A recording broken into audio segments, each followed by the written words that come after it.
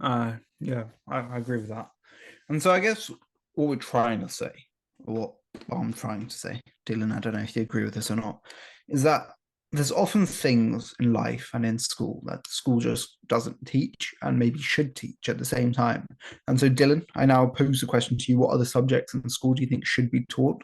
If you do believe stand-up comedy should be taught, or do you think like I would say maybe not stand-up comedy itself, but I think maybe something like storytelling should be taught, just how to tell a story well, how to tell a story convincingly should be taught as it links to other aspects of life and is much broader. So, yeah, what would you say? Do you think should be taught?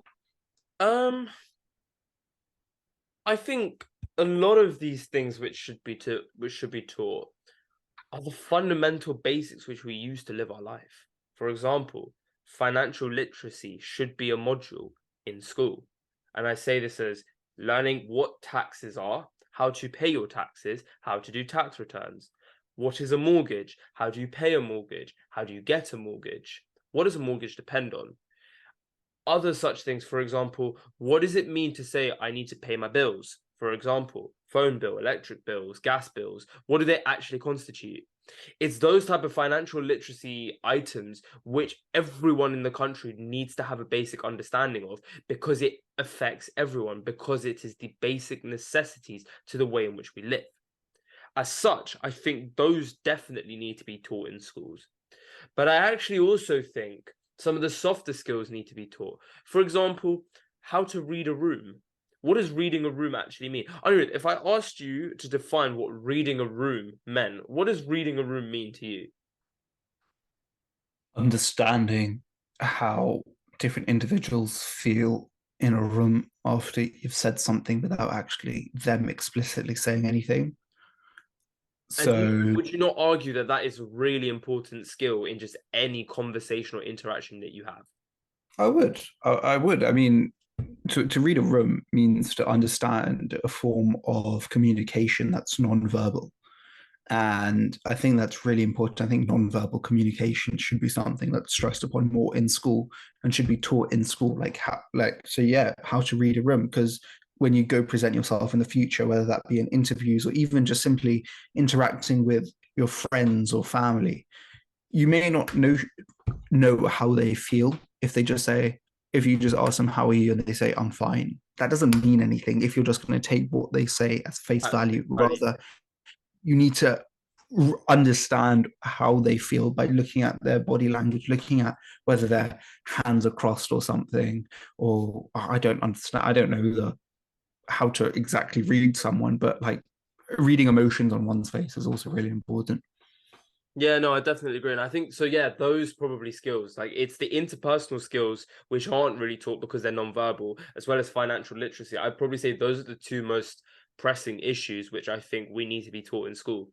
And actually, I think while financial literacy probably should come from a age of 15, 14 onwards in the PSHC curriculum, I think actually the soft skills of being able to read a room, see people's emotions just from their non-verbal communication, that can be taught a lot younger.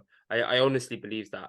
And actually, you know what? Stand-up comedy might be a good way to be able to read a room. So bringing it all together and tying it to this whole section on school and what should be taught, I actually think there is a lot that needs to be changed in the way in which we're taught certain things.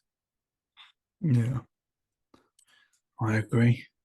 Um, so you've talked about that, and you talked previously about. Did you mention? I can't remember if you mentioned this on the Zoom call or before the Zoom call, but about things like taxes, mortgages, and stuff.